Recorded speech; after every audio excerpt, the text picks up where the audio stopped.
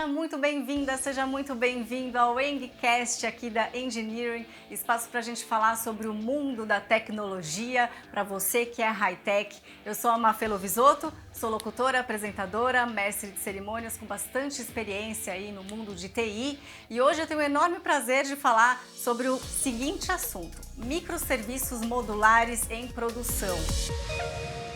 E para isso, eu tenho aqui duas feras para falar sobre o assunto. O Rafael Rossi, que é desenvolvedor sênior há mais de 3 anos aqui na Engineering. Tudo bem? Tudo bem. E também o Rodrigo Amorim, que é desenvolvedor pleno há 2 anos na Engineering. Diga lá. Tudo certo? Tudo sim. Bom, aquela pergunta básica então para começar. O que são microserviços? Para que servem, Rafa? Eu acho que para a gente poder entrar nesse assunto do que é o microserviço, a gente volta só um pouquinho só para mostrar da onde eles vieram, né?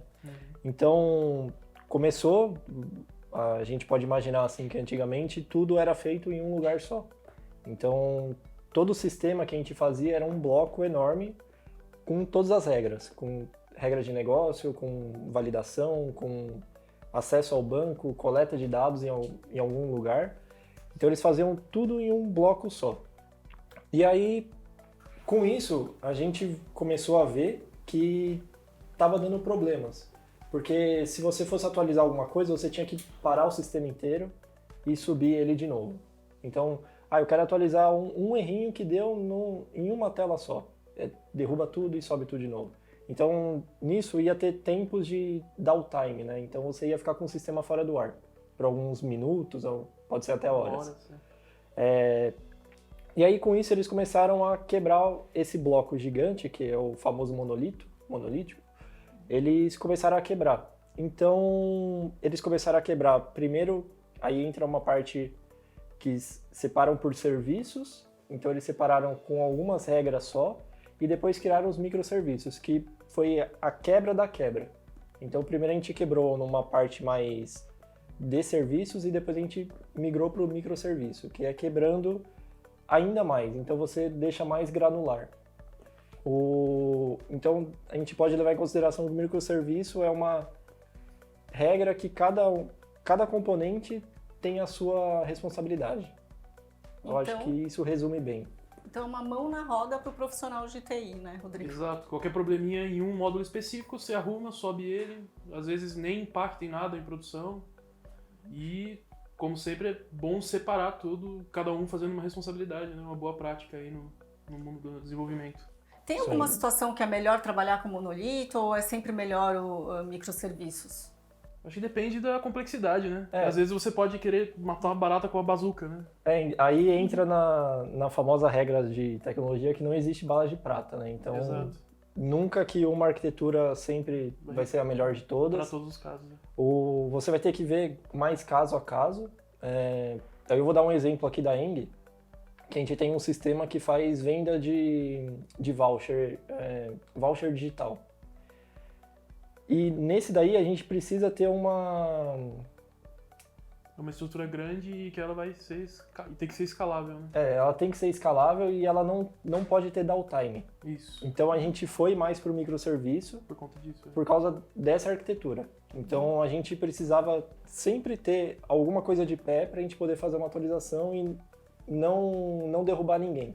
É aquele tipo de sistema que ficou fora do ar 20 minutos, já tá o diretor da empresa ligando, estamos perdendo dinheiro aqui, não sei o quê. Aí não pode, em hipótese alguma, ficar fora do ar.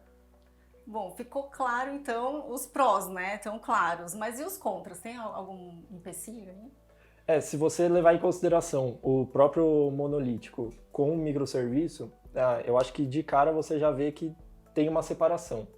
Então, em um lugar que você estava rodando tudo no mesmo servidor, agora você pode estar rodando em N servidores. Então, pode estar até na mesma região, ou como pode estar, um aqui no Brasil e um nos Estados Unidos. Então, você tem esse tempo de comunicação entre os serviços. Além disso, você vai ter a parte de logs, que para você fazer análise de erro, como que está a aplicação, se a aplicação está saudável ou não, você vai ter que ler os logs.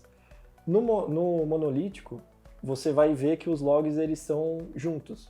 Tudo num único então tá tudo no mesmo arquivo. Você não precisa se preocupar em juntar os logs. Já olhando para a arquitetura de microserviço, vai estar tudo separado. Então você pode ter uma ação no sistema que ela passa, vamos dar um exemplo aqui, em 4 microserviços. Então para você ver a linha do tempo, você vai ter que abrir 4 arquivos diferentes e procurar a correlação entre eles. Então, esse daí eu acredito que é o primeiro ponto assim, de contra, porque não é só desenvolver igual monolítico e falar, não, vamos seguir. A gente pode levar essa parte em consideração. E eu acho que dá para complementar na parte do desenvolvimento também, né? Você é obrigado a escrever um pouco mais de código, por conta que um serviço tem que comunicar com o outro, aí você tem que ficar escrevendo model, DTO à parte, pensar num jeito de compartilhar esses DTOs entre os serviços, para você não ficar copiando o código de um para o outro, enfim. Tem alguns lados negativos, mas normalmente o positivo ele sobressai, né? Eu acho que tem um ponto bem importante assim que a gente sempre destaca, que é a parte de um serviço que é o comum entre outros. Ele que vai ter a maioria das regras que elas podem ser compartilhadas. Então, quando você for montar alguma coisa em microserviço, você vai ter que levar em consideração isso, porque reescrever código é ruim. E dar manutenção em 2 coisas é pior ainda. 2, 3. Então, quando você for criando várias coisas iguais, é sempre bom você dar algum jeito de unificar e compartilhar o mesmo código. Antes era uma tarefona e agora são microtarefinhas que vocês têm que ficar pensando individualmente. Isso. Bom, quais são as melhores técnicas para a criação de aplicações? De novo, acho que depende de qual aplicação e para que ela vai servir, né? Mas estamos falando de um microserviço. Normalmente o microserviço ele é implantado quando já tem um sistema rodando, ele é um monolito e não está mais atendendo, né? Aí vê a necessidade de fazer essa quebra, né? Um dos casos, assim, é muito difícil você já começar em uma arquitetura de microserviço, porque você não tem, assim, se você não fez alguma especificação muito certeira, muito detalhada, você não tem quais serão os seus serviços. Então você já não consegue deixar tão granular, você vai ter que deixar meio genérico. Então com isso, se você, vamos supor, daqui 2 anos, você vai ver que esse serviço aqui de usuário eu poderia ter juntado com um serviço de autenticação, não precisava ter deixado separado. Ou eu fiz junto e eu precisava ter separado. Então, eu acho que tem essa parte você normalmente vai começar, você já vai ter um serviço monolítico, então você vai ter o serviço gigantesco, aí você começa em partes pela migração. Aí eu acredito que essa arquitetura é uma que você pode começar mesmo com monolítico, não tem nada ruim de começar assim, você só vai ter um retrabalho de migrar para o microserviço. Mas sim, você pelo menos você tem certeza que precisa do microserviço, né? E aquela coisa, para todo cliente é só uma aplicaçãozinha com 5 telinhas rapidinho. Aí passa 6 meses, você tá com sistema de 300 mega o JAR. A gente não tem noção disso. E o que é SOA? O que difere dos microserviços? Aí o SOA é como se fosse o pai do microserviço. Então, o primeiro passo, depois que você saiu do monolítico, é você separar por serviço. Então, você vai separar por algumas regras. O SOA nada mais é que arquitetura de serviços orientados. Então, você vai ter esse blocão que você vai separar. Tudo que é de usuário, eu separo em um lugar só. Então, tudo que é, vamos supor, vendas, eu separo em outro lugar.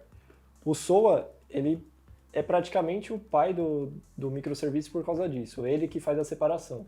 O microserviço veio para separar mais o SOA. Porque assim, você podia ter um serviço de usuário. Vamos supor que a sua aplicação ela tem, 4 bases de usuário. Então, de vez de você ter um lugar só que você acessa 4 lugares, você tem 4 lugares que acessa um só. Então, você garante que nenhum vai estar sobrepondo o outro ou vai ter algum conflito entre eles.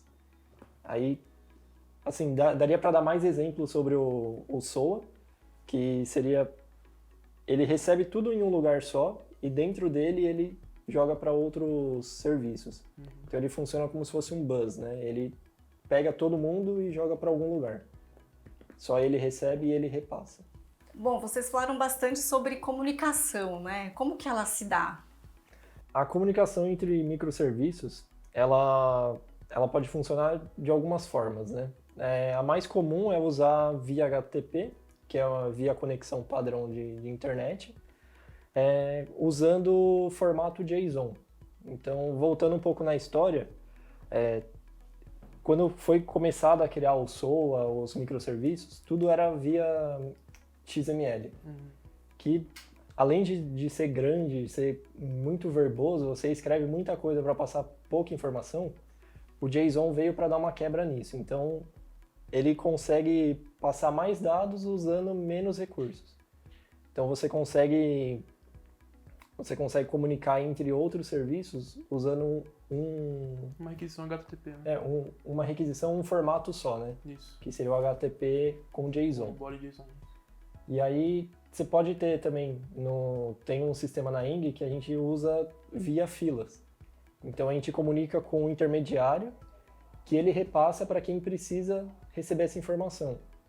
Então, muda um pouco só um dos tipos de design pattern, né? Que a gente, de vez de o microserviço, ele saber qual o próximo passo, ele passa para alguém que sabe o próximo passo. Então você tira um pouco de responsabilidade sobre ele. Você passa essa responsabilidade para alguém. E a linguagem? Então, a questão do microserviço, como são sistemas, é como se fosse vários sistemas rodando separado que se comunicam, que é o sistema maior quebrado, você pode usar a linguagem que você quiser neles separado. Claro que tem que fazer sentido para o que você está fazendo, né? E também não é legal sair fazendo 20 linguagens diferentes no mesmo sistema, né? Mas você tem sim possibilidades. Se for, por exemplo, um serviço que tenha menos responsabilidade, ele vai rodar pouco por dia, você pode puxar uma outra linguagem mais simples. Não precisa ser uma precisa ser uma linguagem que consegue robusta, processar né? Robusta é a palavra certa. Ela não consegue processar tantos dados igual outras linguagens que são mais difíceis de aprender. Exato, você tem essa liberdade. Perfeito. Rafa, Rodrigo, tem algum case que vocês podem contar aqui pra gente, para visualizar melhor? Sim. Vou contar de um cliente nosso. A gente fez uma migração de um serviço que era todo em monolítico. Então, a arquitetura deles era uma arquitetura gigantesca que toda atualização eles tinham que parar o sistema e rodar ele de novo. O que aconteceu? Eles pediram a migração porque estava muito difícil do sistema antigo receber atualizações. Então a gente pegou, sentou, viu o que tinha no serviço, viu a necessidade do cliente e a gente começou a fazer as separações que faziam sentido para a gente. Então nisso a gente pulou o SOA, né? A gente pulou a arquitetura separada por serviço e já foi direto para o microserviço. Porque a gente já tinha entendido o que precisava ser feito. Então, até uma que eu vou comentar aqui que faz sentido. O serviço deles tinha o usuário. Aí tinha a parte de autenticação, controle de sessão. Pra gente não fazia sentido deixar junto. A gente separou o usuário, que ele só controla o cadastro de usuário, se o usuário está ativo ou não. E aí tem os filtros que você pode listar o usuário, assim. Então você consegue ter esse jogo. Aí a gente fez um serviço só de autenticação, que ele garante que o usuário que está logando no sistema, ele realmente faz parte do sistema, ele está ativo. E a gente separou um que faz só a sessão, o controle de sessão de usuário. Então ele consegue ter esse jogo, que se tem algum problema na autenticação de usuário, quem usa os nossos serviços que listam usuários por fora do sistema, ele não vai ter indisponibilidade. Vai ficar rodando. Ele consegue rodar. Muito bem. E a implantação, ela é rápida? Como é que funciona? A implantação ela não é tão rápida, depende do cliente, porque tem que disponibilizar servidor, aonde vai rodar, tem que fazer toda a parte de DevOps, né? Mas, assim, a partir do momento que está implantado, é um pouco mais fácil de mexer, né? Você tem uma atualização, você consegue rapidinho subir ali no serviço em questão. Então, eu acho que é isso. No momento de implantação, vai ter um pouquinho de dor de cabeça, mas aí é questão de trabalhar em cima que dá tudo certo. Com certeza vai valer a pena no final, né? Sim, porque você ganha muito no final. Uhum. Bom, eu queria que vocês falassem como que vocês enxergam o mercado de tecnologia atualmente, o que vocês veem para o futuro, principalmente nessa área de microserviços. Está quase chegando ao fim aqui dessa entrevista. Eu acho que microserviço, para sistema grande e importante, assim, é o que as empresas vão optar, né? Sim. Então, eu acho que pessoas que procuram até mesmo um emprego na área, é importante pelo menos saber como funciona o conceito, né? Porque quando você está dentro de uma empresa que trabalha com isso, você vai acabar aprendendo. Então, mas pelo menos sabendo o que é, para que serve, já ajuda, né? E claro, como ele mencionou, mensageria, fila é uma coisa que está sendo muito utilizada. Não só aqui na Engineering, né? Mas em todo lugar. Garante que o dado vai ser entregue, que não tem perda. Mesmo que o sistema caia, o dado ainda fica lá na fila. Quando volta, ele processa e continua normal, né? Tem até uma tecnologia que ela está voltando, ela chama RPC. É uma chamada via binário para outros servidores. Falando da parte de comunicação de novo, as APIs hoje elas se comunicam via HTTP com JSON. Agora elas estão com uma tendência a migrar para uma tecnologia chamada gRPC. Então é uma próxima explosão, assim, a gente pode colocar entre aspas, que vai ter na parte de microserviços, que vai mudar a arquitetura de como eles se conversam. Bom, vai ter muito assunto, muito pano para manga aí para outras entrevistas, né? Sim, Isso aí. que não falta assunto. Obrigada, Rafa, obrigada, Rodrigo. E eu agradeço você também que está nos assistindo. Fique ligado, porque em breve a gente vai ter um outro EngCast. Até a próxima, então. Obrigada de novo. Obrigado, gente.